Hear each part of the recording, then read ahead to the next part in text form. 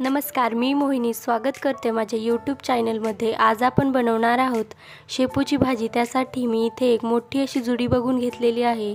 छान अशी साफ करून घ्यायची आहे, बारीक कट करून स्वच्छ धुवून घेऊया।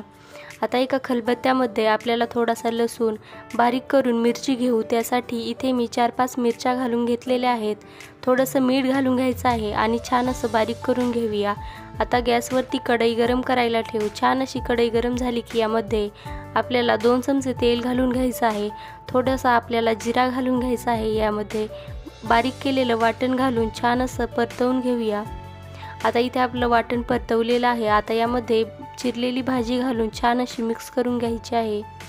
यामध्ये आपण थोडीशी मीठ आणि मसूरची डाळ घालून घेणार आहोत। मीठ छान भाजी शिजल्यानंतरच घाला, जेणेकरून मीठ जास्त होणार नाही आणि वाटणामध्येही मीठ बनवल्यामुळे थोडंसंच घालायचं आहे। आता इथे झाकण ठेवून छान अशी आपली भाजी वाफवून घ्यायची आहे आणि इथे आपली भाजी छान वाफवलेली आहे। यामध्ये थोडंसं शेंगदाण्याचं कूट घालूया आणि छान अशी भाजी तयार झालेली आहे। व्हिडिओ आवडला तर लाईक, शेअर, सबस्क्राईब करा। व्हिडिओ कसा वाटला नक्की कमेंट करून सांगा।